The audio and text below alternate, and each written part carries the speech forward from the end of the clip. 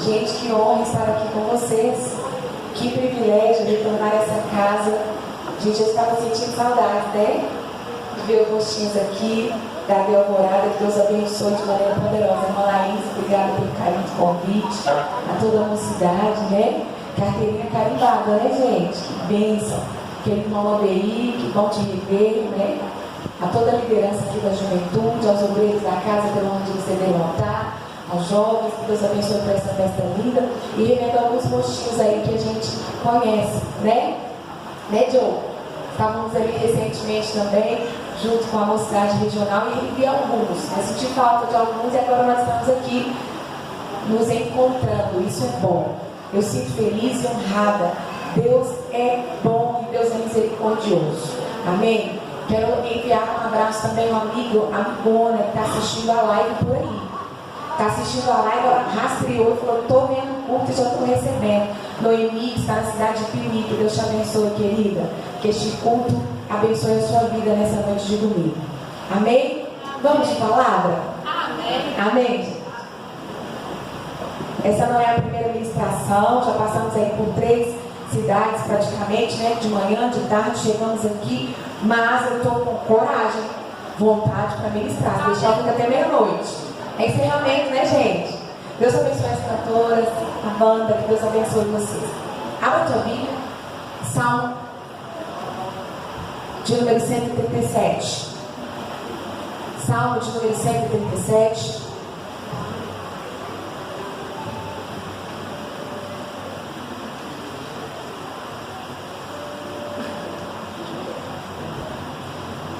Amém?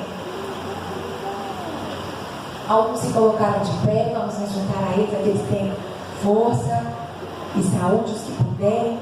Se você não puder, permaneça no seu lugar sentado, medite na palavra. Salmo 137, nós vamos ler todo o capítulo. E eu gostaria que você, ao longo da ministração, mantivesse a sua Bíblia aberta no Salmo 137. Nós vamos recorrer aos versículos ao longo da ministração, e para que você entenda, para que você contextualize, para que a gente faça uma análise do Salmo e você não perca nada daquilo que o Espírito Santo quer que você se alimente nessa noite, amém? São lições preciosas, o alimento vem do céu, eu sou apenas uma garçonete para entregar ao teu coração aquilo que o céu deseja nessa noite. Salmo 137. Quem achou, diga: eu amo a Bíblia. Eu amo a Bíblia. Quem não achou, diga: eu também. Bom de Bíblia, Assembleia, né? Está ali também no telão. Diz assim o texto: junto aos rios da Babilônia, nós nos assentamos e choramos, lembrando-nos de Sião. Nos salgueiros que há no meio dela, nós penduramos as nossas armas. Aqueles que nos levaram cativos nos pediam uma canção. Aqueles que nos destruíram pedíamos que nos alegrássemos, dizendo: cantai-nos um dos cânticos de Sião. Mas como entoaremos o cântico do Senhor em terra estranha? Se eu me esquecer de ti, ó Jerusalém, esqueça a minha destra, ou seja, esqueça a minha mão, que ela tem a habilidade. Apegue-se a minha língua ao céu da boca, se eu não lembrar de ti e se eu não preferir Jerusalém a minha maior alegria. Lembra-te, Senhor, dos filhos de Edom. No dia de Jerusalém eles diziam: arrasai-a, arrasai-a até os seus fundamentos. Ah, filha da Babilônia, que vai ser assolada. Feliz é aquele que retribuir conforme tu fizestes a nós. Feliz é aquele que pegar os teus filhos e também der com eles nas pedras. Amém? Amém? Nada, né, irmãos? Termina trágico, né? Assenta. Queridos, quando nós vamos falar do livro de Salmos, nós vamos falar de um dos livros da Bíblia que nós temos mais identificação. Um dos livros mais populares da Bíblia. Se eu perguntar aqui, 99% das pessoas que estão nesse templo vão saber me falar um versículo dos Salmos de cor. Se eu perguntar aqui, alguém vai saber falar, ou seus devocionais, as suas orações, sempre vai estar incluído o livro de Salmos. Se alguém for pego de surpresa para ganhar uma oportunidade, talvez o que vem à tua cabeça é para ler o livro de Salmos. O livro de Salmos está presente em grande parte dos nossos devocionais, e grande maioria dos cristãos, aqueles que não são cristãos, são simpatizantes, conhecem o livro de Salmo. Por que ele é tão popular? Porque ele tem uma identificação muito grande comigo e com você, porque ele expressa as emoções humanas. O salmista não tem a intenção de esconder as emoções, seja qual for a dinâmica ou qual seja a emoção, ele não tem a intenção de esconder. Então nós nos identificamos de maneira tão profunda e recorrente com o livro de Salmo, porque ele expressa. Se o salmista está nervoso, ele vai falar. Se o salmista quer vingança, ele também vai falar. Se o salmista está angustiado, ele vai falar. Se o salmista quer morrer, ele vai falar. Se o salmista está alegre, ele vai expor isso também. Então nenhum dos autores do Salmo tem a intenção de esconder as emoções por trás das palavras. Então nós identificamos de maneira tão profunda. E o Salmo 137 não é diferente. É um dos salmos também que vai expressar uma das emoções humanas. Ele vai iniciar contando o contexto de onde eles estavam. No meio do salmo ele vai fazer um juramento. No final do salmo ele vai fazer uma oração em forma de vingança. Então é uma expressão aqui humana e vai manifestar 3 ou 4 reações aqui do ser humano dentro desse salmo. O Salmo 137, eu quero que você medite nele, e talvez você vai sair daqui com uma visão diferente desse salmo, com uma lição preciosa desse salmo. Nós não temos um autor de quem escreveu o autor desse salmo. Se você for buscar literaturas teológicas, literaturas bíblicas, ninguém vai arriscar ou vai dar um palpite de quem escreveu, não encontrando nenhum estudo bíblico quem é o autor desse salmo 137. Mas o que nós podemos dizer, o que nós sabemos, é o que está explícito aqui para mim, pelo que nós entendemos e com aquilo que o texto traz. Quem escreveu o livro de Salmos esteve num grande período de escravidão, esteve aprisionado num grande cativeiro, chamado o cativeiro babilônico. Quem escreveu o livro de Salmos esteve num grande período cativeiro, ou seja, a maior vergonha, a maior tragédia que Israel já passou em toda a sua história foi esse cativeiro babilônico, e o autor desse salmo esteve lá. Mas talvez você esteja se perguntando por que uma nação que tem a intenção, que Deus teve a intenção de ter um governo teocrático, ou seja, ele governar, por que um povo eleito, escolhido, uma nação Israel, chamada povo de Deus, povo escolhido, passou por um processo de um grande cativeiro, de um grande período de escravidão? Para que você entenda isso, deixa eu alinhar com você aqui a história rapidinho. Depois das mortes dos grandes reis populares da Bíblia, Davi e Salomão, outros reis subiram no trono. Quando esses outros reis, pós-Salomão e Davi, subiram no trono, houve um período de grande apostasia em Israel. O que é apostasia? Negar a fé, abandonar a fé e rejeitar a fé. E aí o reino começou a contenda, dividir apologias, ideologias. Apologia ao pecado, apostasia, negar a fé. E o povo começou uma grande contenda e o reino começou a entrar em crise.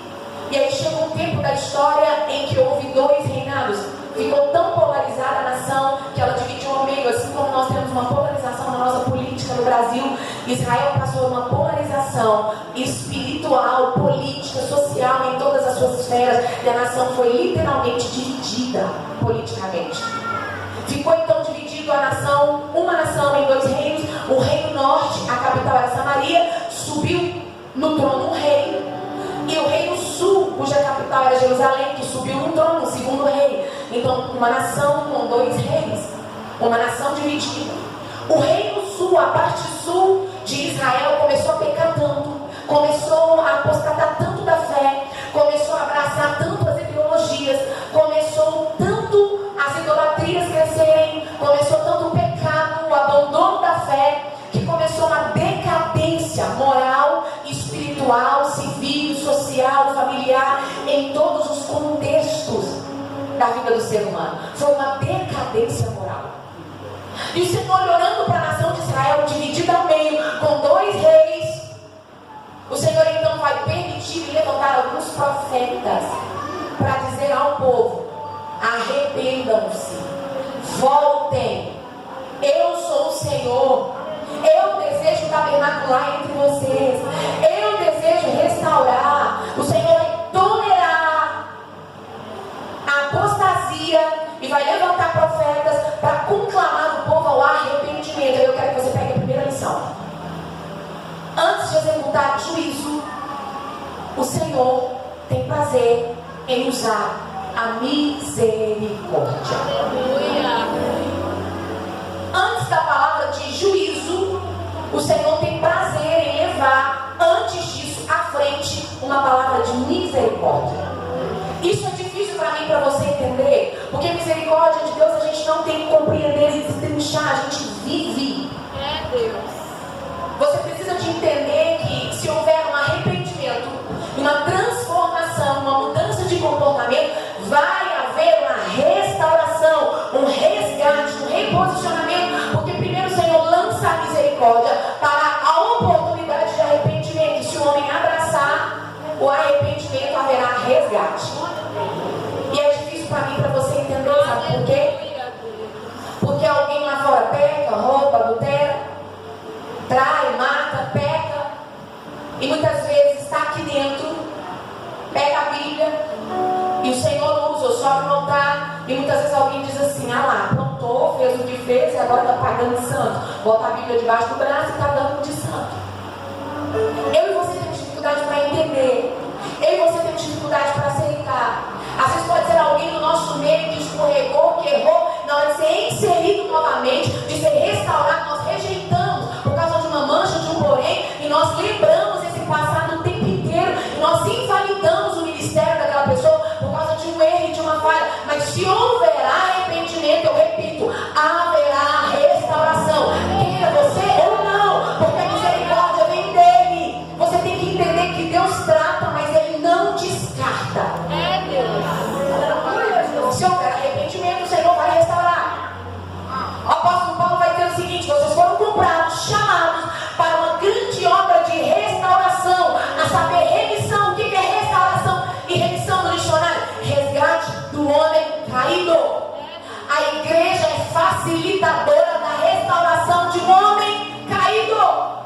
Nosso papel é facilitar o Espírito Santo, transformar alguém pecador, alguém que esteve no pecado, alguém que vacilou, alguém que errou. O nosso papel é facilitar a obra do Espírito para o verdadeiro arrependimento abraçar o coração deste homem ou dessa mulher e ser restaurado. Mas sabe o que a gente faz? Na nossa religiosidade, talvez alguém vacila, alguém erra, alguém peca, a gente passa perto, a gente ainda faz questão de pisar e matar igual uma barata, assim, esfregar. Porque nós precisamos de entender o que? Viver, experimentar, nem entender misericórdia, porque só sabe falar de misericórdia quem um dia precisou dela e experimentou dela. Só sabe usar a misericórdia quem sabe o pecador que foi, a falha que cometeu. Alguém está entendendo? E o Senhor então vai levantar alguns profetas para dizer ao povo: arrependam-se, arrependam-se. Então vocês acreditam que entra no ouvido e sai no outro? Aí agora o Senhor vai mudar o tom e o discurso na boca dos profetas. O povo vai fazer vista grossa, o povo vai zombar dos profetas, eles não vão abraçar a palavra de misericórdia para um arrependimento, e o Senhor vai mudar o tom da profecia. Agora o Senhor vai levantar profetas, como o Senhor levantou Jeremias para esse tempo. E é por isso que nós temos o livro de Jeremias e o livro de Lamentações de Jeremias. Porque Jeremias, ele vai ver a decadência de Israel e ele vai profetizar chorando. Por isso que nós apelidamos o profeta Jeremias de profeta chorão. Por isso que existe Lamentações, porque ele vai profetizar chorando, lamentando. E aí escreveu-se Lamentações de Jeremias. E aí ele vai profetizar ao povo, agora clamando e chorando, dizendo: arrependam-se. Porque caso contrário, haverá uma nação, um rei dessa nação, que subjugará Israel, e haverá um grande tempo de dor e sofrimento, se não houver arrependimento. E aí os profetas começam a profetizar chorando: arrependam-se, porque haverá um tempo de justiça. Não é que Deus quer usar a vingança aqui, não é um Deus narcisista. Façam o que eu estou obedecendo, senão vou fulminar todo mundo. Não é um narcisismo divino. É o Senhor dizendo ao povo: arrependam-se, porque caso contrário, vocês estão entregues ao seu bel prazer. E vocês sem proteção, sem blindagem, sem orientação, vocês irão perecer. É a consequência da escolha de vocês. Porque o pecado destrói. É o Senhor mostrando que a escolha de Israel vai trazer morte. E o Senhor orientando uma escolha correta que traz vida. Mas entra no ouvido e sai no outro. E aí o Senhor vai levantar, vai permitir esse tempo de sofrimento. Então entenda duas coisas. Existe uma vontade soberana de Deus. Existe uma vontade permissiva de Deus. Na vontade soberana de Deus, não é a vontade dele que nenhum ser humano padeça e sofra. Mas existe uma vontade permissiva que o Senhor permite um tempo de circunstâncias ou de aflição ou um processo. Porque infelizmente ou felizmente é só na pedagogia da dor que a gente gira a chave. Muitas vezes é só na dor que a gente consegue tirar a escama dos olhos, voltar, olhar para as nossas mazelas e dizer: eu preciso de arrependimento e mudança de vida. Infelizmente é na dor, ou felizmente. E aí o Senhor vai permitir. Quem é mãe e pai aqui? Levanta a mão. Os pais aqui vão saber aquilo que eu estou entendendo, vão identificar. Muitas vezes a gente precisa já aplicar uma disciplina no filho. Dói na gente. Dói. Mas a gente vai até o fim para aplicar aquela disciplina, para ensinar, para corrigir o comportamento, porque a gente sabe que se a gente não ir, não permitir esse tempo deles refletirem, de serem moldados e educados, lá na fora eles vão morrer, lá na frente eles vão perecer. Então a gente aplica mesmo sem querer, ou mesmo doendo. Se a gente for olhar muitas vezes, a gente não vai querer, mas a gente fecha o olho e diz: é necessário, eu preciso, porque senão lá na frente ele perece. Assim é Deus comigo e com você. Ele permite. Não é que é a vontade dele maior, mas ele permite. Porque ele diz: eu vou fazer a ferida e depois eu vou fechar. Eu prefiro que dói do que ela perecer lá fora. Eu prefiro que dói do que ele lá fora perder a salvação. Então, Senhor, permite a dor para que você não morra depois. E aí o Senhor vai permitir isso em Israel. Então, igreja, vai se levantar então um rei chamado Nabucodonosor. Um rei maligno, estrategista, perverso, narcisista, com estratégias malignas, uma sabedoria maligna. E ele vai levantar de uma nação chamada Babilônia. E ele vai correr os olhos nas nações para ver: eu preciso de conquista. Eu preciso de ampliar o meu reino. E ele vai correr os olhos, ele vai bater os olhos onde? Em Israel. Ele vai olhar para aquela nação e ele vai dizer: é para lá que eu vou.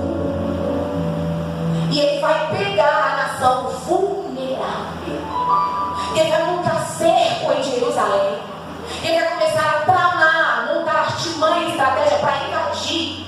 E infelizmente ele vai pegar Jerusalém vulnerável. Porque se Jerusalém não quer ouvir a voz de Deus, se Jerusalém não quer ouvir os caminhos do Senhor, então o Senhor não está mais falando com o povo, que o povo está rejeitando, zombando. Então o povo vai ficar vulnerável. Porque quando o povo ouvir a voz de Deus, o Senhor dizia assim para Israel nas batalhas: ei, povo meu, não temas.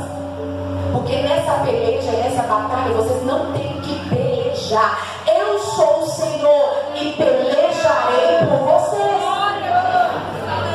Quando os inimigos com estratégia maligna cercavam Israel, o Senhor revelava aos profetas, o Senhor revelava as estratégias. O Senhor com 300 homens derrubava, com 7 voltas com a cidade, muro caía. O Senhor enviava um anjo e matava mais de 30 mil soldados de exército Senaqueribe. O Senhor pelejava por Israel, porque ele era o centro. Agora, como o povo não quer mais Deus como centro, eles estão vulneráveis. Então Nabucodonosor chega e encontra a nação vulnerável e sem proteção divina. E aí Nabucodonosor vai pedir para os seus soldados que peguem troncos de árvores, cheguem nos muros de Jerusalém, furem brechas, buracos, que futuramente são as brechas que Neemias vai tapar no livro de Neemias. E ele começa a pedir: furem buracos, montem guarda nesses buracos e vigiem como que funciona a dinâmica das famílias. Com a hora que eles vão dormir, a hora que eles vão comer, a hora que eles estão descansando, a hora que eles estão trabalhando. Vigiem a rotina da cidade. E quando eles estiverem vulneráveis, nós iremos atacar. E assim acontece. Furam buracos, montam cerco. A agricultura da cidade ficava do lado de fora. Então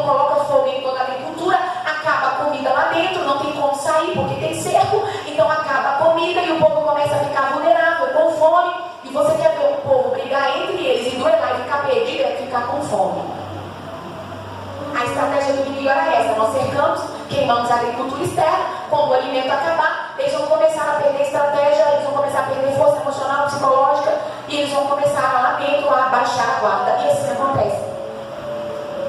E aí Nabucodonosor comanda o ataque em Jerusalém.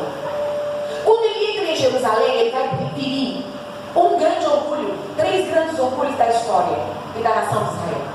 O primeiro orgulho, ele vai pedir para que a caravana de soldados vá diretamente ao Monte Sião, o Monte de Davi. Por quê? O que tem naquele Monte Sião, já? Existe um templo enorme, suntuoso, chamado Templo de Salomão, aonde toda a congregação em Jerusalém se reunia, aonde todos os levitas se reuniam, aonde se davam os cultos, aonde a glória do Senhor se manifestava no culto. E aí Nabucodonosor vai pedir: a primeira coisa que eu quero que vocês façam, vá no templo e derrubem o templo, contamine o templo. Eu quero mostrar para esse povo que existe um poderoso só, que sou eu. É um povo que adora um só Deus, então vá ao lugar de adoração e acabem. Os soldados assim fazem. Irmãos, entram no templo, destroem as paredes, sobem no altar, urinam no altar, cospem no altar, contaminam, chutam o altar do incenso, derrubam os calendários, a mesa da proposição, tudo aquilo que é consagrado, tudo que é sagrado, eles começam a contaminar e derrubar. Estouram o templo, estouram as portas, picham, zombam, contaminam, gargalham, escarnecem daquilo que é sagrado. E não existe mais um lugar para adorar. Meu Deus. Existia no templo uma arca chamada Arca da Aliança, que personificava a presença de Deus em Israel. Esse objeto de ouro havia querubins nas suas pontas e simbolizava a própria presença de Deus em Israel. Essa Arca da Aliança ia na frente das batalhas e o povo ganhava. Essa Arca da Aliança trazia prosperidade no tempo de colheita. Aonde essa Arca da Aliança ficava, haveria prosperidade. E ninguém podia tocar nela de maneira vã. Não era qualquer um que tocava. Apenas levitas da linhagem coatitas podiam tocar. Aquele que era levita, não era coatito, tocava e morria. Simbolizava a presença de Deus. E o que vai acontecer? Juntamente com a destruição do templo, essa Arca da Aliança desaparece. Não existe na literatura teológica sinais, indícios de onde essa arca está até os dias de hoje. Até hoje, ninguém sabe explicar onde está essa arca. Quem pegou? Para onde foi? Ninguém sabe. Eu não entendo que Nabucodonosor toca nessa arca. Eu não entendo que ele esconde. Eu não entendo que alguém leva embora ou que alguém escondeu e ninguém mais achou. Porque a presença de Deus, meu irmão e irmã, no templo alguém pode até entrar e deturpar, zombar, cuspir, mas agora na presença de Deus ninguém toca, ninguém zomba, ninguém se escarnece. Eu entendo que essa arca, o próprio Deus recolheu essa arca. Terceiro grande orgulho ferido da nação são os muros de Jerusalém. As outras nações que faziam caravana e passavam em Jerusalém, quando viam os muros, eram muros altos, muralhas largas, 12 portas douradas. Quando eles passavam em Jerusalém, eles diziam: que nação é essa? Que cidade é essa? O que esse povo esconde aí dentro que eles sempre ganham batalha? Quem é este povo que tem um só Deus e não aceita outros deuses? Então traziam curiosidade e admiração para as outras nações. Então os muros eram motivo de orgulho de Jerusalém. Nabucodonosor, ele vai ordenar que os soldados vão até os muros e derrubem os muros, destroem os muros, quebrem os muros, façam mais brechas nos muros para expor a vergonha da nação. Depois, quando nós vamos ler os atos proféticos, vai estar escrito o seguinte: a nossa vergonha está exposta. Então entenda que agora o terceiro grande orgulho de Israel é ferido. Os muros de Jerusalém vão ao chão. Depois de destruir os muros, Nabucodonosor ordena que os soldados invadem as casas e botem fogo em todas as casas. Os idosos que havia em Jerusalém são arrancados de dentro de casa e são arrastados para as praças da cidade, são açoitados. Os anciões são escarnecidos em praça pública. Há fogo nas casas. Crianças recém-nascidas que amamentam no seio de mãe são arrancadas dos colos e do braço da mãe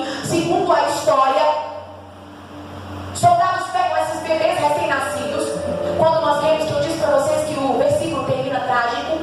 Soldados arrancam essas crianças que estão amamentando e eles matam essas crianças. Como que eles vão matar essas crianças? Esmagando as suas cabeças nas rochas. Grávidas têm autorização para terem a seu ventre cortado, crianças são arrancadas e esses bebês recém-nascidos são esmagados nas rochas, na frente dos pais. Pais são mortos na frente de filhos, filhos são mortos na frente de pai. Donzelas virgens em Jerusalém são violentadas, são abusadas sexualmente por soldados babilônicos. Há grito, há pânico, há choro e há pavor. Mães gemem pelos seus filhos com cabeças esmagadas em rochas. Donzelas gritam, choram por serem violentadas e açoitadas. Os idosos estão ensanguentados em praça pública. Os jovens têm os pais mortos aos seus pés. Há grito, pânico, choro. A tragédia chega em Israel. E a profecia na boca de Jeremias é tão dolorida que no meio de escombros, no meio de fogo, no meio de dor, no meio de lágrimas, ele sobe um dos escombros e ele vai dizer o seguinte: ai, ai, caiu a coroa das nossas cabeças.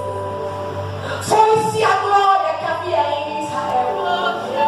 E ele desce daquele monte de escombro e ele começa a caminhar em Jerusalém com fogo, com decadência, e ele coloca a tua boca no pó e ele vai profetizar clamando, dizendo o seguinte: põe a boca no pó, Israel, quem sabe ainda há uma esperança.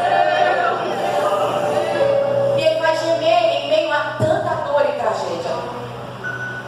Dessa tragédia sobram alguns nobres, alguns que têm linhagem e descendência de sacerdote, alguns descendentes de levita, alguns descendentes da monarquia, aqueles que sabiam ler e falar, os cultos e letrados, aqueles que fluíram em idiomas, aqueles que dominavam algum conhecimento. Eles eram a nata de Jerusalém. Nabucodonosor olha para esse grupo, é um grupo de mais ou menos de 10 até 20 mil pessoas ou 30 mil pessoas. Nabucodonosor vai olhar para este grupo e vai dizer: vocês não vão ficar em Jerusalém. Esqueçam que vocês um dia nasceram aqui, agora vocês serão os meus escravos. Vocês não permanecem mais em Jerusalém, vocês vão descer comigo para a Babilônia e vocês serão escravos na Babilônia. Nabucodonosor arranca de maneira forçada esse grupo e desce com esse grupo para a Babilônia para ser escravo. E agora você vai entender o autor do texto. No meio deste grupo de escravos está o homem que escreveu o Salmo 137. Ele desce escravo para a Babilônia e ele está junto com um grupo que está em luto, chorando e perplexo com tamanha tragédia. Eles são arrancados de Jerusalém e Nabucodonosor diz: esqueçam de Jerusalém. Eles descem para a Babilônia. Quando eles descem para a Babilônia, o salmista vai escrever. Chegando na Babilônia, ele escreve o primeiro versículo: junto aos rios da Babilônia nós nos assentamos. Perceba uma coisa: Nabucodonosor não vai deixar levar despojos, não vai deixar que eles levem algo de bom, talvez jumentos com a mudança e a mobília no lombo. Eles estão saindo da terra como escravos, sem direito a nada. Mas algo me chama a atenção que nós vamos entender no Salmo 137. Eles não estão levando mobília, nem bens, nem coisas que eles construíram ou herdaram em Jerusalém, mas cada um deles está levando algo que eles não deixaram para trás: um instrumento musical chamado harpa, uma espécie de um instrumento em nu com cordas, e eles faziam uma espécie de alça, jogavam nas costas, atravessavam e eles levavam para tudo quanto é lugar. As famílias judias tinham esse hábito: quando nascia uma criança, presenteavam com um instrumento musical. Qual era esse instrumento? Uma harpa para tocar. Porque no meio das famílias israelitas sempre havia canção, louvor, adoração, celebração. É aniversário? Vamos cantar. É para fazer um churrasquinho? Vamos cantar. É aniversário do avô? Nós vamos cantar. É para celebrar a colheita? Vamos cantar. Choveu? Nós vamos adorar. E eles tinham o hábito de celebrar. Então toda criança era comum ganhar um instrumento e aprenderem a tocar. Até porque eles também estão vindo de uma linhagem levítica. Se você for pegar o livro da história, você vai ver que Davi subia para tocar harpa enquanto ele apacentava ovelhas. Então eles levavam harpas, porque qualquer momento eles podiam ter motivo para tocar, cantar e adorar. Então eles carregam a harpa nas costas e eles descem para a Babilônia em silêncio, com dor, choro reprimido, lágrima nos olhos, luto no peito, perplexos com a tragédia, mas harpas nas costas. Quando eles chegam na Babilônia, a Babilônia, igreja, é uma nação muito egoísta, narcisista. Todo tipo de arte e entretenimento, a Babilônia achava e pensava que tinha que servir a ela.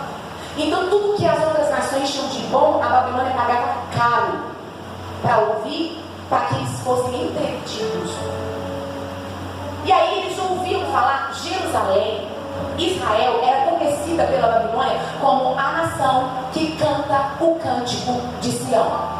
Eles não conheciam Israel como Israel. Eles se direcionavam a Israel como: olhem a nação que canta o cântico de Sião. Então era popularmente espalhada a fama de Israel nas nações de que eles eram uma nação que entoava e cantava o cântico de Sião. Quando os soldados da Babilônia, que estavam lá na Babilônia, ouviram falar, Nabucodonosor ganha a guerra e eles trazem com ele escravos. Os soldados que estavam na Babilônia cutucam um ao outro e dizem: opa, está chegando novidade na Babilônia. E a gente ouviu falar que esse povo canta e toca. Quando eles chegarem aqui, eles vão ter que tocar para a gente. Já que eles são os nossos escravos, eles vão ter que tocar. Eles vão ter que nos entreter. Ah, a Babilônia está muito parada, nós estamos entediados, então está chegando novidade. Ah, mas eles vão ter que tocar para a gente.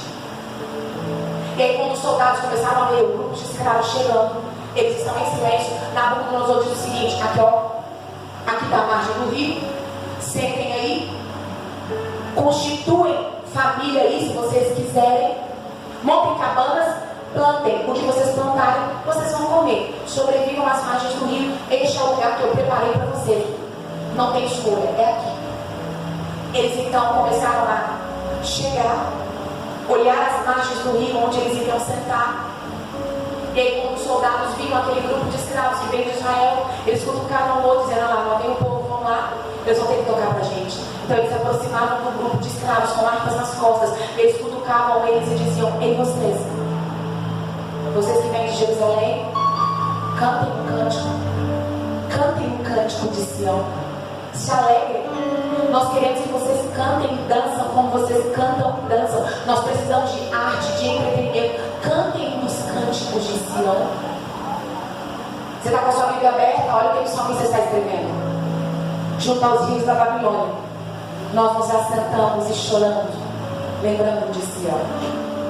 Nos salgueiros que há no meio dela, ou seja, nas árvores que havia no meio do rio, nós penduramos as nossas harpas. Porque aqueles que nos levaram cativos, ou seja, os soldados, aqueles que nos destruíram, pedíamos que nos alegrássemos e que cantássemos uma canção. Como entoar uma canção em terra estranha? O que eles faziam? Os soldados cutucavam, diziam: cantem uma canção, cantem os cânticos de Sião. Vocês estão muito tristes, alegres, pulem, dancem. Nós queremos arte, nós queremos entretenimento. E aí o salmista está escrevendo aqui: nos salgueiros, nas árvores que haviam às margens do rio, nós tiramos as nossas harpas e nós penduramos as nossas harpas nos galhos das árvores. Como entoar um cântico em terra estranha? Preste atenção. O salmista está dizendo que eles estão às margens do rio e por causa de uma tragédia eles decidem pendurar a harpa. Por causa de uma tragédia eles decidem parar. Por causa de uma tragédia eles decidem apagar a chama de uma adoração. Por causa de uma tragédia eles se negam. Não há canção, não há motivo, não há cântico, não existe motivo para dançar e para adorar. Então nós penduramos as nossas harpas. Como entoar o cântico do Senhor longe de Jerusalém? Deixa eu aplicar para você. A harpa nos dias de hoje está dizendo para mim, para você, está falando de, sim, adoração. A harpa está falando de chamado. A harpa está falando de legado. Harpa está falando de família. Harpa está falando de uma missão. Harpa está falando da sua vida com Deus. Harpa está falando de um devocional e de um relacionamento, de uma posição e de uma salvação. Harpa está falando de um propósito que Deus te entregou para viver na terra. Harpa está falando de um sentido da vida, de algo que te motiva. Harpa está falando de uma missão. E por causa de uma tragédia, por causa de uma circunstância, por causa de um tempo, de um processo, eles penduram a harpa e dizem: não há mais motivo. Não existe mais um propósito. Nós negamos, nós recusamos continuar com esse propósito, porque a dor, a tragédia, e o Espírito Santo te trouxe neste culto, neste domingo, para dizer uma coisa ao teu coração: guarde essa palavra, independente das circunstâncias, independente das tragédias, independente do abandono, da traição, da rejeição, da violência, do desemprego, independente da esquerda ou da direita no poder, independente das leis alteradas, independente do pavor, da tragédia, pode o mundo virar, a terra pode abalar. Olhe para mim, não pendure a sua harpa. Alguém está entendendo que Deus te trouxe aqui para te dar uma resistência? Não pendure a sua harpa. Pode ser caluniado, pode ser perseguido, o luto pode bater na tua casa, alguém pode te abandonar e pode decidir ir embora. Deus está dizendo para alguém: não pendure a sua harpa. Alguém está entendendo? Eu preciso que você olhe para quem está do seu lado, sacode ele e diga assim para ele ou para ela: não pendure a sua harpa, não apague a chama. Alguém está entendendo a palavra do Espírito Santo aqui nessa noite? Deus está dizendo para alguém: a Babilônia te espanta ou a Babilônia te encanta? Não pendure sua harpa.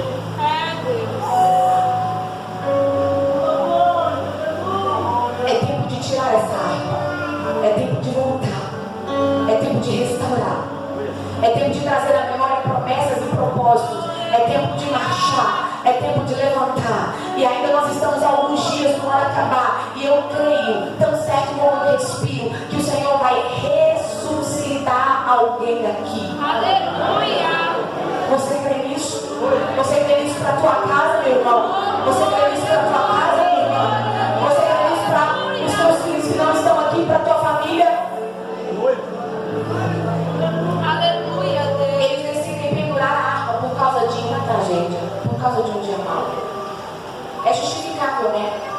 Mas nós temos que aprender que não é a tragédia que me define, é a minha postura diante dela. É a atitude depois da tragédia que conta. O que conta aqui não é o cativeiro babilônico, não é a escravidão, é como que eu vou me posicionar quando a tragédia chegar. É Deus! É a minha atitude, a minha postura diante da tragédia. Eu sei que alguém aqui já está entendendo a palavra e o Espírito Santo já está começando.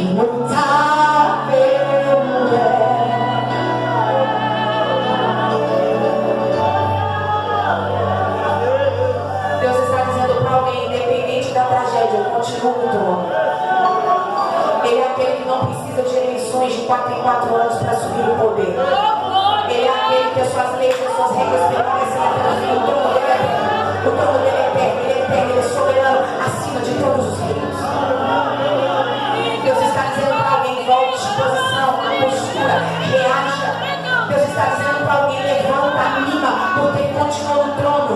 Foca na promessa, foca no propósito.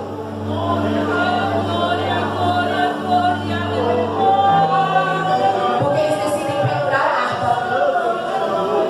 Eles vão viver 4 grandes crises. E deixa eu tentar acelerar para me entregar o teu coração isso. Quem me conhece sabe que eu sou super didática, né? Eu começo lá atrás para vocês entenderem. Para apaixonar pela Bíblia, né?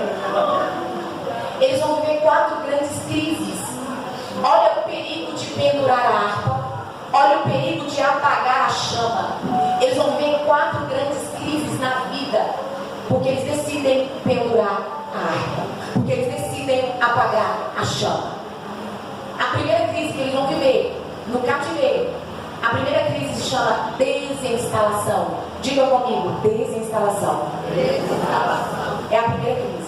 Se você for ler o Salmo 137, o salmista vai dizer o seguinte: junto aos rios da Babilônia, ou seja, estamos na Babilônia, não em Jerusalém. Desinstalação. Que crise é essa? É uma crise em que os vínculos são quebrados. Essa população escrava que está na Babilônia, eles não estão ali porque querem. Eles foram arrancados de maneira violenta de Jerusalém. Vínculos foram quebrados de maneira violenta. Eles estão afastados de quem ele ama, não é por escolha, é por causa de uma tragédia. É porque eles foram arrancados de um lugar de origem. Ali tem jovens no meio dos escravos que sonharam em constituir família em Jerusalém. Ali tem pais que sonharam em ver netos lá em Jerusalém. Tem toda uma história construída, tem toda uma ideia, tem toda uma projeção de vida, mas para Jerusalém e não na Babilônia. Então os vínculos são quebrados. Então existe um luto por esses vínculos serem violentamente arrancados. E são 2 lutos que a população escrava está vivendo ali. O primeiro luto é um luto real, que eu chamo de luto verdadeiro, aquele luto quando existe um óbito. E a gente sofre esse luto porque você sabe que alguém se foi, alguém morreu, alguém pereceu, e de uma maneira ou outra você vai ter que elaborar esse luto, porque você sabe que houve um sepultamento, acabou. Mas o segundo luto, que é o luto simbólico, é o mais doloroso para se viver. É o luto que você vive porque você tem que matar alguém estando vivo. É quando há separações conjugais, quando você fica muitos anos casado com alguém e de repente houve essa separação e aquele lugar que aquele cônjuge assumia tem que morrer. Então você mata ele. Ele está vivo, mas aquela pessoa tem que morrer. Não existe mais, ou escolheu ir embora, escolheu não estar com você. Então você tem que matar aquela pessoa estando viva. Não existe mais. Você tem que aceitar que não tem mais uma relação. É um luto simbólico. Assim está o povo de Israel. Jerusalém existe, Jerusalém está lá, mas nós temos que matar ela dentro do nosso peito. Nós não voltaremos mais para lá. Nós temos que esquecer que Jerusalém existe. Nós temos que matar Jerusalém dentro do nosso coração. É um luto simbólico, é doloroso. Eles estão ali vivendo uma crise de identidade, porque quando alguém é arrancado de um lugar, arrancado de uma cultura, arrancado de algo que era significante para ele, ele vai viver uma crise de identidade. Quem eu sou? O que eu estou fazendo aqui? Eu não me encaixo nesse lugar. Sensação de inadequação, sensação de que eu não pertenço a isso aqui, falta de contato com a realidade, parece que tudo é real, eu estou vivendo um sonho, me belisca. Toda essa crise interna, ela vem junto com a desinstalação, ser arrancado de um lugar de origem, provocam outras crises existenciais. Crise de vários níveis internos, porque eu não estou no lugar, eu fui arrancado de maneira violenta, meus vínculos estão quebrados e eu sou desinstalado. Eu fui deslocado. Me tiraram de um lugar onde eu funcionava. Então há choque de identidade. Há uma desestrutura de uma identidade. Quem eu sou? Onde eu estou? E por que isso foi acontecer? É a crise da desinstalação. Eu quero liberar a palavra para alguém que está aqui. Eu não sei se você foi arrancado de um lugar de origem. Eu não sei se você ocupava um lugar no coração de alguém ou na família e você não ocupa mais. Talvez você tinha um lugar na sua escola, no trabalho, e esse lugar te foi arrancado. Talvez nas relações familiares há uma ruptura que tirou você da estabilidade.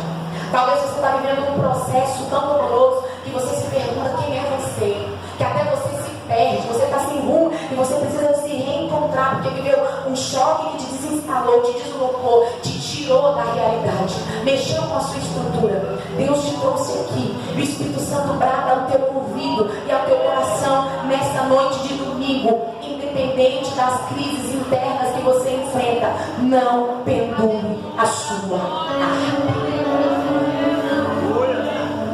Continua. Alguém entendeu? Amém? Anote aí a segunda crise. A segunda crise que Israel vai viver se chama a crise da apatia ou desânimo. Diga comigo, apatia ou desânimo. Vamos entender a história. Eles estão escravos. Eles decidem pendurar a harpa, porque eles penduram a harpa por causa de uma tragédia. Não há canto, não há adoração. Eles vão viver 4 crises. A primeira crise, desinstalação. A segunda, apatia ou desânimo. A crise da apatia ou desânimo, eles vão dizer aqui no capítulo 1, junto aos rios da Babilônia, nos assentamos. Assentar fala de desânimo, contexto de estou desanimado. Apatia no dicionário vai dizer o seguinte: falta de energia. Desânimo no dicionário significa permissão para a derrota. O salmista está dizendo: nós nos assentamos.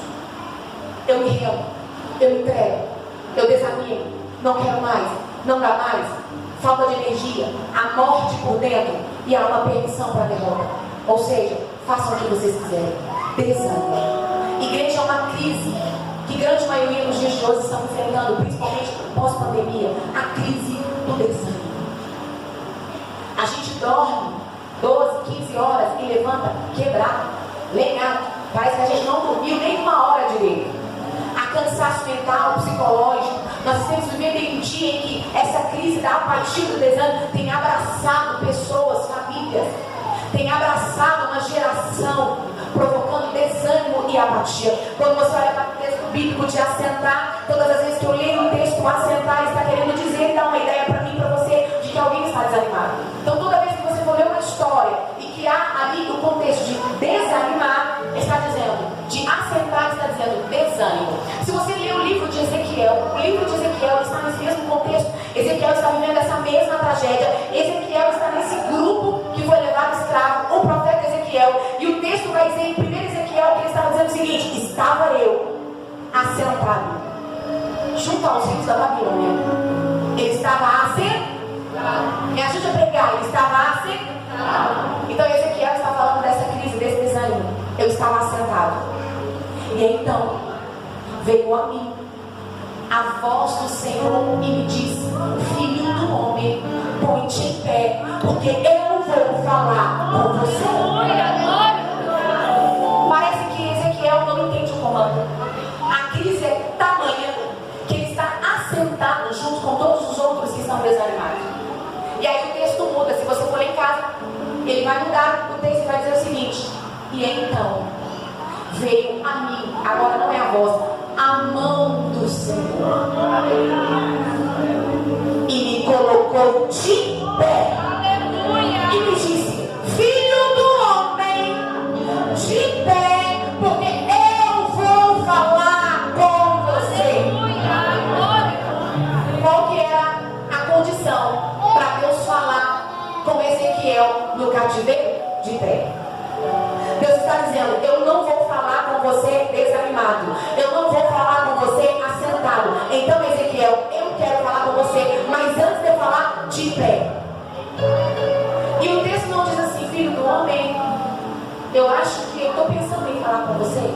Não, o texto é claro: filho do homem, pode ir aqui, eu vou falar. Ou seja, você não tem escolha, você vai ter que ficar de pé. Eu não estou pronta não, Deus, tem problema não. Então vem na minha mão e te coloca de pé. Você pode ter até entrado aqui neste culto arrastado, desanimado, sem força, mas a mão dele que te coloca de pé, é a mão dele que te ergue de pé. Então entenda uma coisa: ele veio para falar com você neste culto, e você veio para ouvir a voz dele. Então, independente se você entrou aqui arrastado, desanimado, ele te colocará de pé.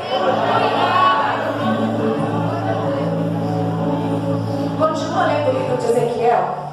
Chega lá no capítulo 8. O que está escrito lá, irmão? Lá no capítulo 8 ele diz o seguinte: estava eu assentado.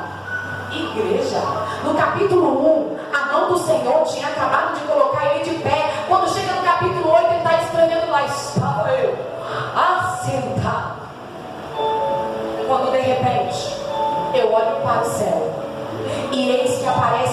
visão. E nessa visão, ventos, rodas, redemoinhos. E no meio do vento e da roda, eu vi a mão do Senhor. E a mão do Senhor veio até a mim. E me pegou pelos cabelos. E me colocou de pé. E me disse: filho do homem, de pé. Porque eu, o Senhor, vou falar com você. Não é uma violência divina. É o Senhor dizendo para mim e para você: se eu te coloquei de pé uma vez, é de pé que você vai ficar. Se a minha mão te sustenta de pé, não tema em vacilar. Eu te sustento de pé em todos os momentos, em todas as circunstâncias. Se apatia no dicionário é falta de energia, aqui não tem energia quântica, aqui não tem energia cósmica e nem do além. Aqui existe o único poder soberano, que se chama poder do Espírito Santo, para te colocar de pé. Você recebe essa palavra? Nem que seja pelos cabelos. O Senhor vai pegar alguém aqui e vai dizer: eu já te coloquei de pé, você vai ficar de pé. Eu já te fiz uma promessa que é de pé que você vai ficar. Eles penduram a árvore, eles vão viver na crise da apatia. Vocês já perceberam isso? Quando muita gente muitas vezes para, entrega, o desânimo abraça. Olha o perigo de pendurar a árvore. Olha o perigo de chegar no altar, apagar a chama, não quero mais. Essa é a segunda crise. A terceira crise, se você está ali com a sua Bíblia aberta, o texto vai dizer o seguinte: junto aos rios da Babilônia, desinstalação, nos assentamos, desânimo, e choramos, melancolia e depressão.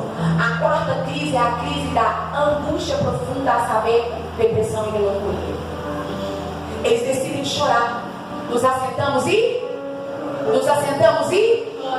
o cativeiro vai durar quase 90 anos. Esse grupo que está ali decide chorar uns 80 anos. Não é errado chorar. Tem momento na minha vida e na sua que nós vamos passar pela desinstalação, pelo desânimo, e nós vamos chorar. Nós somos seres humanos. Nós vamos colocar para fora uma dor, um luto, um desespero. Não é errado chorar. Eu quero que você entenda que não é errado viver essas crises. Nós somos seres humanos. Sabe que nós não podemos parar diante das crises. Elas podem passar por mim, atravessar por mim, mas elas não podem me deixar no chão. Eu não posso parar e estacionar nas crises da minha vida. Eu preciso já passar por elas. E eles decidem, é um grupo de quase 20 mil pessoas. Eles poderiam olhar um para o outro e dizer assim: o que nós vamos fazer? Nós não sabemos se nós vamos voltar, quando nós vamos voltar, mas nós sobrevivemos. Deixa eu te falar uma coisa. Diante das tragédias, ou você é uma vítima, ou você é um sobrevivente.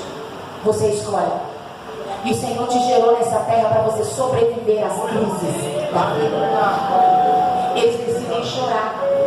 Irmãos, tem momento que se a gente chorar, vai dar meio-dia. Se eu não chorar, vai dar meio-dia do mesmo jeito. O que eu tenho que entender é que existe um tempo de chorar que passa. Mas muitas vezes nós estacamos nesse tempo e nós ficamos nessas crises chorando. A Bíblia diz: há um tempo determinado para tudo nessa terra. Há um tempo de sorrir, há um tempo de chorar, há um tempo de cantar, há um tempo de calar, há um tempo de abraçar, há um tempo de afastar. Existem tempos e a Bíblia diz que o tempo de chorar passa.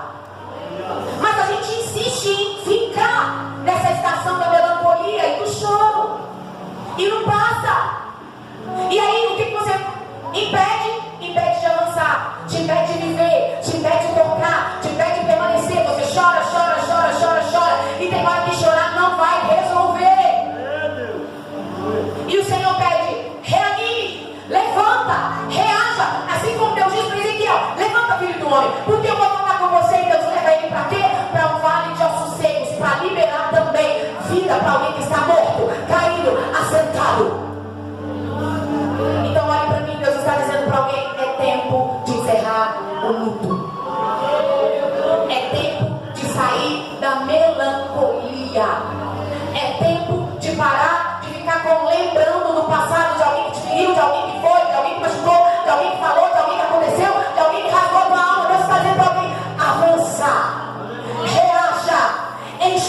as tuas lágrimas e saia da crise, da melancolia. Atitude, meu irmão, atitude, minha irmã. Encerre o teu luto. Leva as tuas vestes, prepara a tua mesa e reaja. Levanta na segunda-feira, faça a tua faxina, faça o que você tem que fazer, coloca uma canção, troca a tua roupa, troca as tuas vestes e vá pra luta. Alguém está entendendo? Levanta a mão que eu quero liberar para você a unção para você reagir. Esse tempo de melancolia vai encerrar.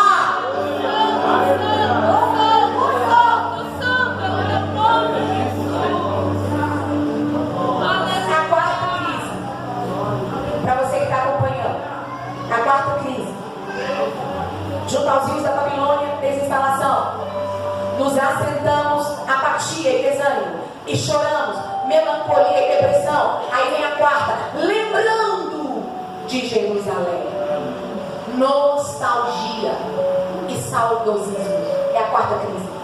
Eles começam a pensar, lembrar e se recusam a esquecer. Eles estão vivendo de um passado. Vamos ler o capítulo 5 e o versículo 5 e o versículo 6 do capítulo 137. Diz o seguinte, o 5 e 6, para você que está com a sua Bíblia aberta. Agora eles estão fazendo um juramento. E olha como que o povo está jurando. Se eu me esquecer de ti, ó Jerusalém, esqueça-se a minha destra da sua destreza. O que significa? Eles estão fazendo um juramento. Ó, se eu em um só dia lembrar que eu vim de Jerusalém e que Jerusalém está lá, podem pegar as minhas mãos direita, a mão de habilidade, e amputar as minhas mãos. Cortem as minhas mãos. Pensa você passando uma tragédia, um luto ou algo, você sai do serviço e você diz, se eu não me esquecer daquele emprego, pode pegar minha mão, pode cortar. Você tem coragem de fazer isso? O povo está na crise tão grande do saudosismo que eles vão jurar pedindo para cortar e amputar as mãos. E ele continua dizendo, pega a minha língua e colhe ela no céu da boca, se eu não lembrar em um só dia de Jerusalém, que é a minha maior alegria. Eles estão jurando não esquecer o que se foi. E eles estão entregando as mãos para serem cortadas e as línguas para serem coladas. Ou seja, eu quero ficar mudo se eu não esquecer de Jerusalém. Eles estão parados na crise do saudosismo, na crise da nostalgia. Se eles olhassem um para o outro e dissessem, o que nós estamos fazendo aqui? Vamos fazer alguma coisa? Irmãos, Paulo e Silas, dentro de uma prisão, meia-noite, decidiram cantar. Deus enviou um anjo que estourou grade e cadeia. Agora pensa, mais de 20.000 homens tirando as harpas das árvores, meia-noite na Babilônia e tocando a harpa. Sabe o que eu vou te falar que Deus ia fazer? Deus varria a Babilônia do mapa na mesma noite. Deus exterminava a Babilônia da terra. Se eles decidissem cantar, não, mas eles estão decidindo ficar lembrando do passado. Então deixa eu dizer para você uma coisa. O que nós estamos vivendo no dia de hoje, irmão?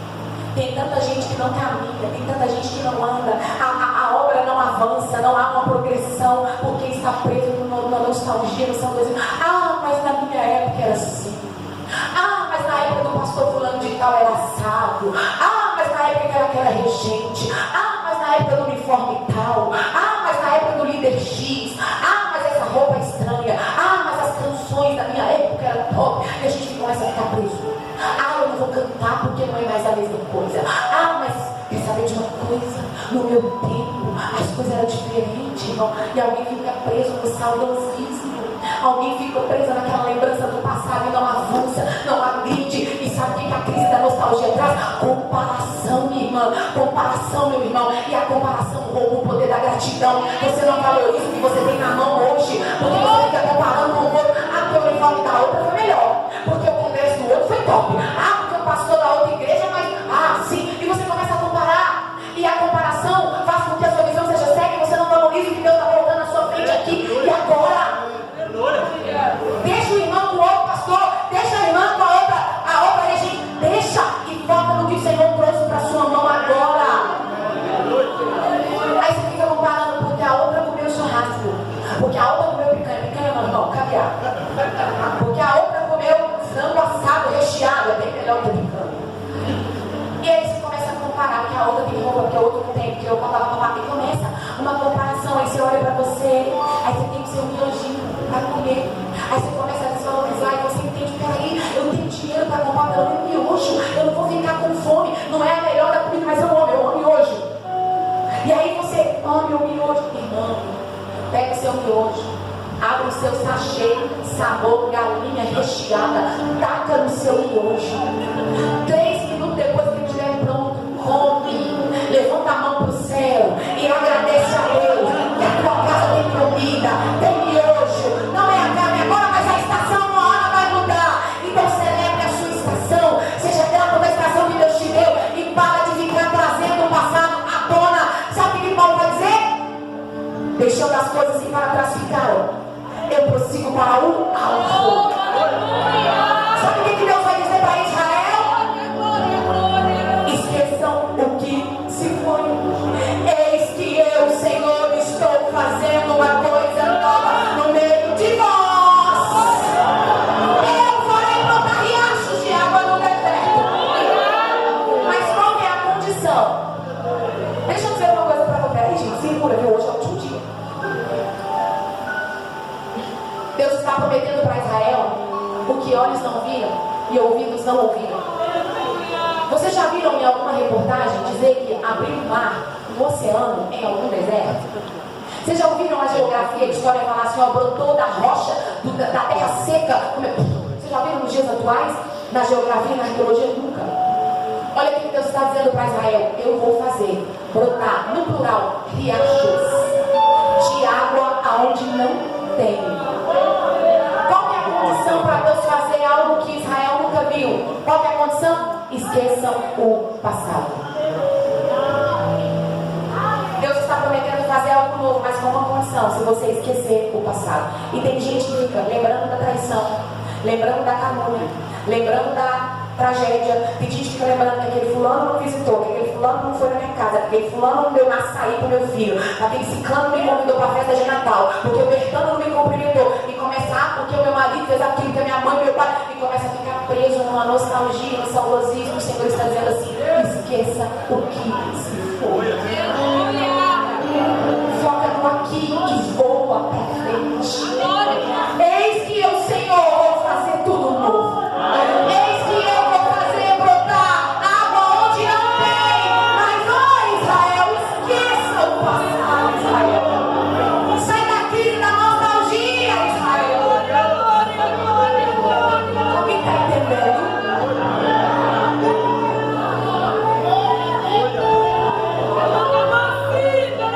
Deixa eu falar mais alguma coisa com gente.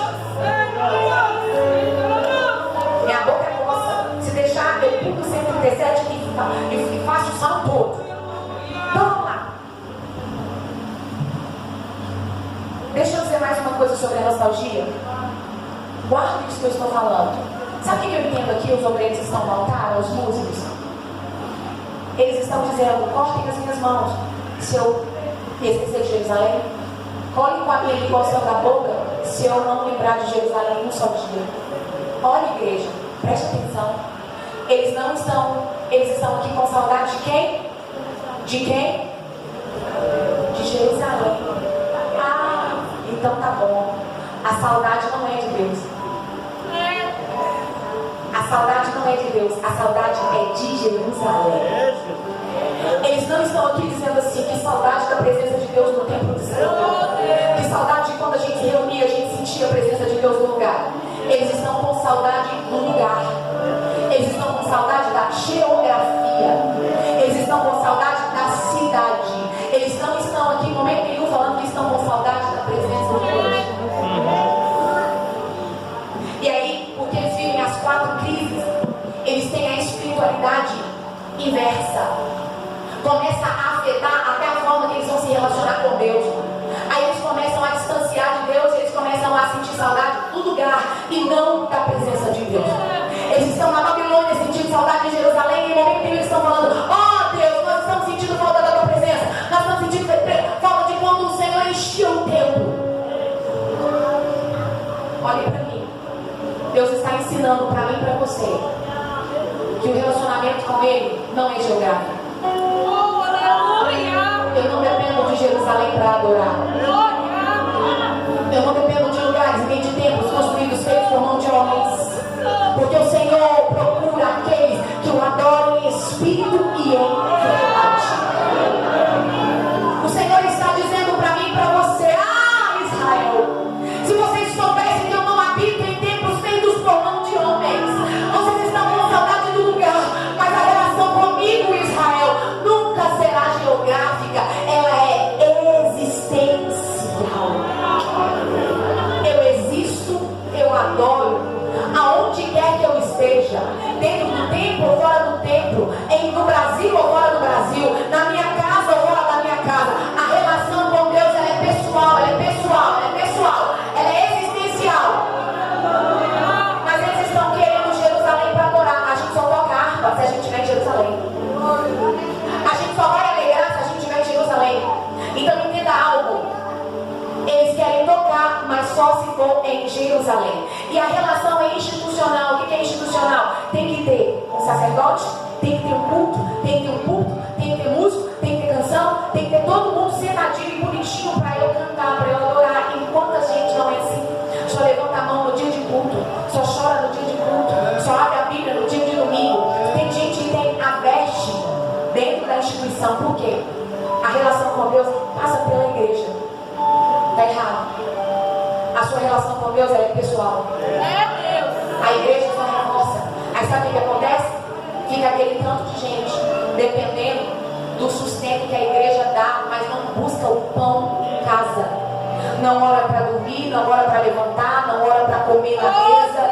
A comida chega em casa na compra, não consagra ao Senhor, não fala com Deus, não tira o tempo com Deus, e chega aqui dia de domingo sedento. Aí o pregador, com meia hora, tem que virar a sua semana. Aí o pregador tem que ressuscitar mortos, expulsar demônio, surdos tem que ouvir, tem que fazer aqui em cima a dança na asa do querubim, para você sentir a presença de Deus, porque senão não deu certo, não gostei, Deus não está no meu culto, eu não gostei, porque você vive de sustento semanal. Então entenda, a sua relação não é institucional, não tem que passar pela instituição. A instituição você vem para adorar, para congregar, para reforçar o que você traz de casa, o que você tem com Deus em casa. Então tem gente que tem a roupa da instituição e a roupa fora da instituição.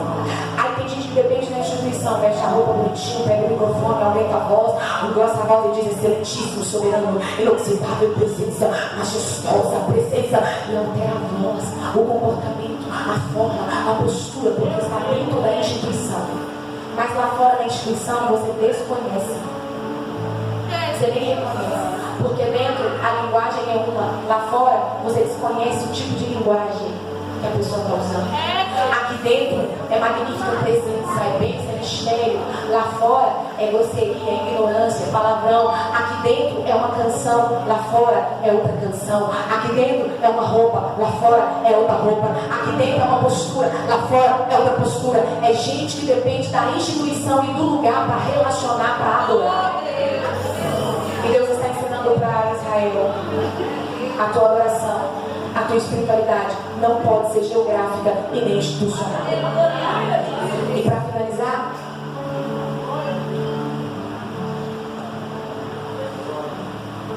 leia comigo capítulo 7, 8 e 9 para finalizar. Tem alguém aqui comigo? Amém? Amém. Está com a tua Bíblia aberta? 7, 8 e 9. Eu sei que nós já estamos encerrando, já estamos passando ali uns 5 minutinhos, mas eu queria que você focasse e prestasse atenção nessa conclusão, para você entender o que o Espírito Santo quer que você leve para casa hoje. Amém? Diz assim o texto: lembra, Senhor, dos filhos de Edom? Agora o salmista está fazendo uma oração. Só que o único momento que ele se direciona a Deus, que ele lembra de Deus, é para pedir vingança. Ai, e deixa eu contar uma coisa para vocês. Este salmo foi escrito depois do cativeiro. Deus já tinha restaurado o povo, já havia passado 90 anos. Deus já havia mudado a sorte, restaurado Jerusalém, todo mundo já estava de volta, já estava todo mundo em casa. Aí o salmista vai escrever o Salmo 137, 90 anos depois, lembrando e pedindo vingança para algo que já tinha acontecido há 90 anos atrás. O único momento que ele se direciona para lembrar de Deus, é para pedir vingança. E o que ele escreve? Lembra-te, Senhor, dos filhos de Edom. No dia de Jerusalém eles diziam: arrasaia, arrasaia até os seus alicerces. Ah, filha da Babilônia que vai ser assolada. Feliz é aquele que retribuir ao conceito de felicidade errado. Feliz é aquele que fazer com você o que você fez com nós.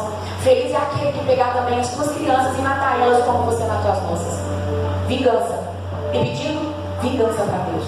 Então deixa eu rapidamente, em 5 minutos, entregar aqui para vocês e embolar. Ele está pedindo vingança para uma nação chamada, capítulo 7, Edom. Repita comigo, Edom. 90 anos depois, irmãos, o salmista está orando a Deus e pedindo uma vingança para uma nação chamada Edom. Que nação é essa, igreja? Deixa eu dizer para vocês quem é essa nação. Essa é uma nação vizinha que ficava logo aos fundos, ao sul ali de Jerusalém. Os filhos de Edom é parente de sangue de Jerusalém. Porque Isaac gerou Jacó e Esaú. São irmãos gêmeos, Jacó e Esaú. Jacó gerou Israel e Jerusalém. Esaú gerou Edom. Então são uma nação de sangue. São irmãos de sangue. São parentes. E eles estão ao lado de Jerusalém. Lembra que eu disse para vocês que os soldados furaram buracos nos muros para ficar vigiando lá dentro da cidade? Sim ou não? Lembram? O que acontece? Quando os soldados iam invadir, alguns pais obreiros pegavam as famílias e diziam assim: nós estamos sabendo que nós vamos ser invadidos, nós não queremos morrer na mão de Nabucodonosor, então peguem as mulheres, peguem as crianças, vamos juntar as trouxas, vamos acampar debaixo dos buracos dos muros. Quando os soldados invadirem a cidade, nós vamos escapar pelos buracos. E assim aconteceu. Várias famílias se reuniram, ficavam debaixo dos buracos. Quando os soldados entraram, as famílias escaparam. Quem é que estava do lado de fora dos muros? Edom. Um grupo de edomitas ouviu um barulho de guerra. Hoje a gente tem vizinho, quando tem barulho, sai para fora. Aí os edomitas saíram e foram para as portas de Jerusalém. E os edomitas: o que está acontecendo aqui? Ah, Jerusalém está sendo invadida. E os edomitas ficaram na espreita, escondidos atrás de moitas. Quando eles viram os israelitas saírem dos buracos, ô gente, o que o irmão faz? Se a sua casa estiver pegando fogo e o teu irmão estiver na porta, o que você espera que a tua irmã e o teu irmão façam com você? Venha que eu vou te salvar, vambora, sai daí. Sabe o que os irmãos de sangue fizeram? Viram as famílias escaparem pelos buracos. Ao invés deles aproximarem e ajudar, sabe o que eles faziam? Amarravam as famílias e entregavam na mão dos soldados. Batiam palmas e diziam assim: destroem, acabem com Jerusalém. E eles pulavam. Por isso que o texto diz: lembra, Senhor, dos filhos de Edom? O salmista está pedindo para Deus lembrar de algo que há 100 anos atrás aconteceu. Lembra, Senhor, dos filhos de Edom? No dia que Jerusalém foi atacada, eles aplaudiram e diziam: acabem, acabem com Jerusalém. Lembra, Senhor, eles nos traíram, Deus. Lembra deles? Ó Senhor, feliz eu vou ser quando os filhos deles também tiverem as crianças sendo mortas nas pedras como os nossos. Nós só vamos ser felizes quando acontecer com eles a mesma coisa que aconteceu com nós. Agora preste atenção: quem é que destruiu Israel? Foi Nabucodonosor ou foram os edomitas? Nabucodonosor. O certo seria eles oraram e disseram assim: Deus, está vendo Nabucodonosor? Destruiu a nós. Mata Nabucodonosor, acaba com ele e com a Babilônia. Não, eles estão pedindo vingança e destruição para o irmão de sangue que traiu. Sabe por quê? Porque uma traição é difícil de esquecer, e principalmente quando é alguém de sangue. Eles não estão pedindo para Deus destruir quem destruiu eles. Eles estão pedindo para Deus destruir quem traiu, porque tinha o sangue do sangue. As maiores dores que você tem na alma não é um cachorro que mordeu o seu calcanhar e você falou assim: eu estou com dificuldade para perdoar o meu cachorro. Não, você vai dizer que a maior dor da tua alma é alguém que falou, é alguém que fez. E principalmente se for alguém da tua casa, uma mãe, um pai, um irmão, um parente, a dor é maior. Aqui tem 90 anos se passaram, eles estão com dor na alma, estão pedindo vingança, ressentimento, mágoa, e o conceito de felicidade e perdão está alterado. Então entenda uma coisa: se todas as vezes que eu penduro a minha harpa e que eu apago a chama, eu vou viver a crise da desinstalação da apatia, da melancolia, da nostalgia, da adoração invertida, da falta de perdão. Então Deus está dizendo para alguém aqui nessa noite: libere o perdão. Sabe por quê nós fazemos isso? Nós pedimos vingança muitas vezes. Qual é a nossa forma gospel de pedir vingança? Trata Deus, não é? Trata Deus. E o Senhor está dizendo para alguém aqui: libere o perdão. Perdão, igreja, não é sentimento. Perdão não é uma escolha. Perdão é uma atitude, é um mandamento. Eu não perdoo porque eu quero perdoar. Eu não perdoo porque eu escolho perdoar. Porque tem situações que alguém vai fazer comigo, com você, que se for para nós escolhermos, nós não vamos perdoar, porque vai doer muito. A gente não vai ter essa capacidade, essa disposição. Mas perdão é um mandamento, porque eu perdoo porque eu obedeço a palavra. Então olhe para mim, não espere sentir vontade de pedir perdão. Peça porque é bíblico, é mandamento. Chegue em alguém e peça perdão. Jane, não tenho contato mais, escreve uma carta. Jane, já me bloqueou, manda um e-mail. Jane, eu não tenho contato mais com essa pessoa. Dobra os seus joelhos e diga: Senhor, eu quero liberar essa irmã, eu quero liberar essa pessoa, eu quero liberar, Senhor. Escreve uma carta para alguém, liga, faz um telefonema, escreve um e-mail, manda um WhatsApp, mas peça perdão. Jane, não foi eu que errei, foi o outro. A Bíblia diz: se o teu irmão tem alguma coisa contra você, não é você que tem contra ele, é ele. Se ele tem algo contra você, vá até ele e peça perdão. Ah, mas ele vai pegar o meu perdão e vai levantar como um pedido como um troféu. Tá vendo? Ele errou. Foi ele que errou. Veio na minha porta pedir perdão. Parece que a gente está humilhando, né? Parece que é injusto. Mas eu vou dizer para você uma coisa: crente anda na contramão do mundo. Crente faz o que ninguém faria. A Bíblia diz que aquele que é humilhado é exaltado. O menor é o maior no reino dos céus. Eu faço, não é olhando se eu vou ser humilhado ou não. Eu faço porque eu obedeço. Jane, mas eu não senti vontade. Vai até aquela irmã, vai até aquele irmão, vai até aquela pessoa. Se eu não sentir vontade de pedir perdão, não olha o que você sente, não. Perdão não é sentimento, perdão é mandamento. Peço perdão. Vira as costas, está ali ainda a mágoa. Agora você já liberou o perdão, já falou. Então agora vira as costas, é você e o Espírito Santo. Agora o Espírito Santo vai trabalhar. Agora o Espírito Santo vai limpar a mágoa. Alguém está entendendo aqui? Deus está impulsionando alguém. Saia da crise do ressentimento e da mágoa. Levanta do seu lugar e peça o perdão, porque é mandamento. Olhe para mim, o perdão beneficia quem está pedindo. E talvez tem bênçãos que estão bloqueadas por causa de um ressentimento guardado há anos. E o Senhor está te ensinando: libere o perdão. Perdão não é sobre vingança e nem justiça. Perdão é sobre misericórdia. E eles estão pedindo vingança ao Senhor. E vingança aqui, eles estão pedindo: eu quero que os filhos deles morram também como os nossos. 90 anos depois. Coloque de pé.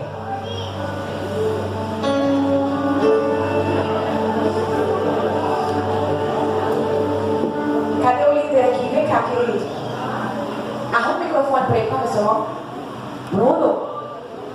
Bruno, eu quero que você leia para mim o Salmo 126. 1, 2 e 3. Você pode abrir a tua Bíblia, nós estamos no finalzinho, mas eu gostaria que você acompanhasse. Se tiver no telão também, fica fácil da igreja acompanhar. Salmo 126.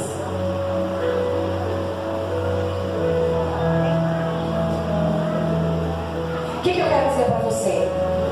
O Salmo 126 também é de um grupo de irmãos que estava no cativeiro. Mas quando eles voltaram de lá, eles decidiram mudar. Eles não guardaram mágoa e ressentimento. E porque eles mudaram, olha o que vai acontecer com esse irmão do Salmo 126. E é uma escolha aqui, irmãos.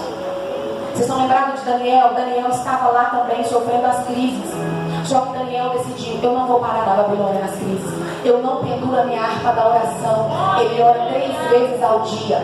A Babilônia vem com a crise, mas ele diz: a minha harpa da oração eu não penduro. É escolha, irmãos. O Salmo 126 diz o seguinte: leia para mim, Bruno. Quando o Senhor trouxe do cativeiro os que voltaram a Sião, estávamos como os que sonham. Pausa. Esse grupo de irmãos está voltando do cativeiro. Eles já viveram a restauração, assim como os irmãos do Salmo 137. Mas o Salmo 137 está sendo escrito pedindo vingança depois que eles voltam. Agora os irmãos do Salmo 126 Olha o que eles escreveram. Eles disseram o seguinte: quando o Senhor trouxe de volta nós que estávamos no cativeiro, nós ficamos como aqueles que sonham. Nós estávamos como aqueles que sonham, porque o Senhor nos resgatou. Continue. Então a nossa boca se encheu de riso e a nossa língua de cânticos. Então se dizia entre as nações: grandes coisas fez o Senhor a estes. Você já entendeu? Eles diziam o seguinte: quando o Senhor nos trouxe de volta, nós ficamos como aqueles que sonham. E eu quero então, pegamos as nossas harpas e a nossa boca se encheu de alegria, a nossa língua de júbilos, e entre as nações se diziam: grandes coisas fez o Senhor por eles. Igreja, eu quero que você entenda algo aqui. Irmãos, a minha vontade é ficar com vocês até meia-noite. Tamanha presença da palavra de Deus. Entenda, olhem. Eles acabaram de voltar do cativeiro. As outras nações foram a bicar. Ó, bicar, porque sempre é aqueles que bicam, né? Ó, o povinho de Jerusalém voltou. Vamos lá ver, vamos lá zombar. As nações chegaram para zombar, para dizer assim: e aí? Cadê o seu Deus? Deixou você 100 anos lá, hein? Ei, cadê o Deus de vocês? Eles chegaram para zombar, igreja. Eles chegaram para zombar de quem estava escravo. Vocês ficaram escravos, hein? A nação que é cabeça e não é cauda ficou escrava. Eles chegaram para zombar. Só que quando eles se aproximavam dos muros restaurados, eles começaram a ouvir uma canção. Eles começaram a ouvir novo cântico, novo júbilo. E ao invés de zombar, eles apontavam e diziam: opa, grandes coisas fez o Senhor por eles. A gente não consegue nem escarnecer, porque nós estamos vendo que houve grandes coisas na história desses cativeiros. Sabe o que eles diziam? Sim, Grandes coisas fez o Senhor por nós, e por isso estamos alegres.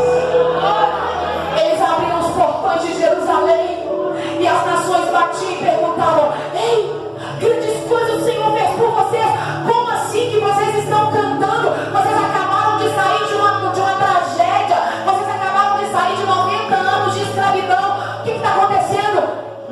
Eles diziam: sim, grandes coisas fez o Senhor por nós. As nações se diziam: eles não estão pedindo vingança, eles estão cantando, eles estão celebrando, eles estão adorando pela restauração. Então eu digo para a igreja nessa noite: ou você escolhe, ou você decide restaurar a sua harpa e ser como os irmãos do Salmo 126, ou você vai ficar preso no cativeiro do Salmo 137. Preste atenção. O Senhor me trouxe aqui. E eu quero dizer para essa igreja que o Senhor está restituindo harpas. Deus está colocando um novo cântico no lábio de alguém. Deus está colocando uma nova canção. Deus está restituindo harpas e afinando harpas. Tem alguém aqui que já pendurou a harpa. Tem alguém aqui que já deixou a harpa abandonada no chão. Tem alguém aqui que está com a harpa na mão, mas ela não toca mais som. Tem alguém aqui que está chegando no final do ano de 2022 cansado, arrastado, com apatia, com angústia, com desânimo. Tem alguém aqui que as lembranças estão te ferindo e te machucando. Tem alguém aqui que está ferido, tão ferido, que não consegue falar o nome de alguém que te feriu, tamanha dor. E o Senhor está te dizendo: pega a tua harpa. A tua harpa vai te sarar e te curar. Eu vou colocar uma nova canção na tua boca. Eu vou colocar um novo júbilo na tua boca, mas a tua harpa não vai ficar abandonada. Ei, em tempos de guerra não para de adorar. Em tempos difíceis não pendura a tua harpa. Em tempos de batalha não deixa a chama apagar. Adora, continua, persiste. Canta, ora, prega. Não pendura a harpa da oração. Não pendura a harpa da persistência. Pelo amor de Deus, eu venho profetizar para essa juventude: não pare. Não pare. Não pare diante das crises, igreja. Não pare diante das crises do mundo. Haverá tempos difíceis sobre a terra. E Deus está dizendo para alguém: pegue a tua tua harpa e afine a tua harpa. Nós levantaremos e nós cantaremos e nós venceremos tocando uma canção. A Babilônia não vai nos prender, a Babilônia não vai nos parar. Nós entoaremos ao Senhor um cântico novo. Eu quero convidar alguém que está aqui. Já, eu cheguei no domingo deste culto.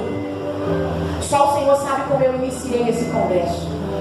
Só o Senhor sabe tanto que foi difícil para mim vestir essa camisa. Só o Senhor sabe tanto que foi difícil os dias do congresso, os dias de hoje. Você está aqui cansado, arrastado. Ou tem algo dentro do teu coração que você diz: Senhor, eu preciso tomar uma decisão. Eu preciso sair dessa crise. Eu preciso, Senhor, de uma nova canção. Eu preciso, Senhor, de uma chama no meu altar. Eu quero te convidar você. Eu não quero te intimidar. Eu não estou aqui para te envergonhar. Você está na casa do oleiro. Você está na casa daquele que tudo pode.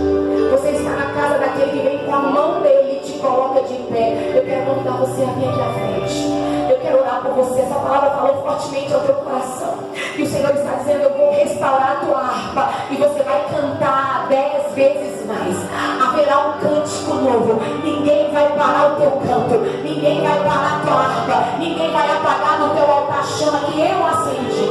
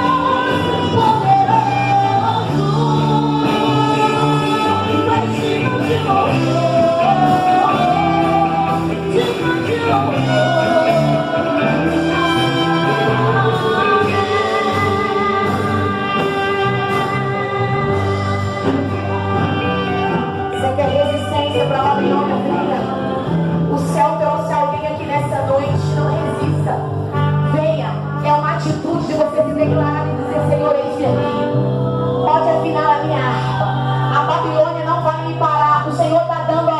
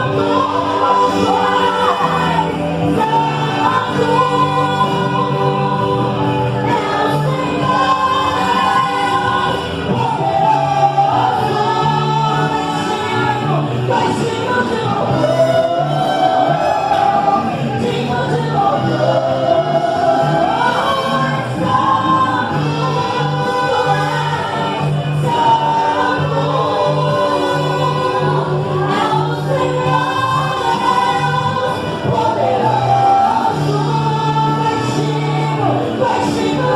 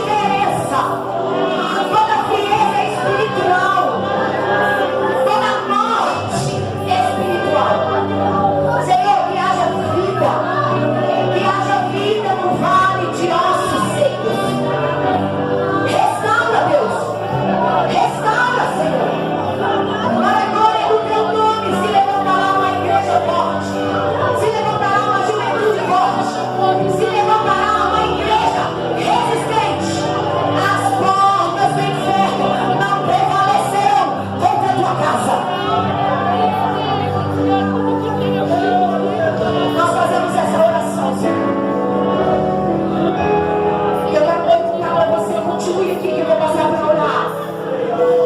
Tem alguém aqui no nosso meio que veio para este culto e está afastado dos caminhos do Senhor. Tem muito tempo que você não vem à casa de Deus ou por algum motivo você se afastou. Alguma dor, alguma ferida, algo te fez a indiferença. Eu quero convidar você, você quer retornar hoje. Você quer regressar hoje para os caminhos do Senhor. Se tem alguém que quer voltar para a casa do Pai hoje, faça assim um sinal na sua mão. Já eu vim convidar. Eu participei aqui há algum tempo, eu já vi há algum tempo, mas hoje eu estou cansada, estou desanimada. Eu não sei o que aconteceu, você não sabe nem explicar. Eu quero fazer esse convite para você. Você quer retornar? Você quer restaurar o seu relacionamento com Deus? Se tiver, faça um sinal na tua mão, nós vamos até aí com você. Tem alguém que não conhecia falar, veio pela primeira vez, não faz parte ainda de uma igreja, não recebeu Jesus ainda na sua casa, na sua vida, nas suas ações, nas suas atitudes, no seu coração, e deseja essa paz, deseja Cristo. Já eu quero servir o Senhor, eu quero que Ele domine a minha vida, eu quero que Ele guie as minhas vontades. Eu não quero mais agir conforme o meu querer, eu quero que Ele faça. Se tem alguém que deseja nessa noite retornar aos caminhos do Senhor, aceitá-lo como Salvador, eu te convido. Você quer? Tem alguém? Faça um sinal com a sua mão.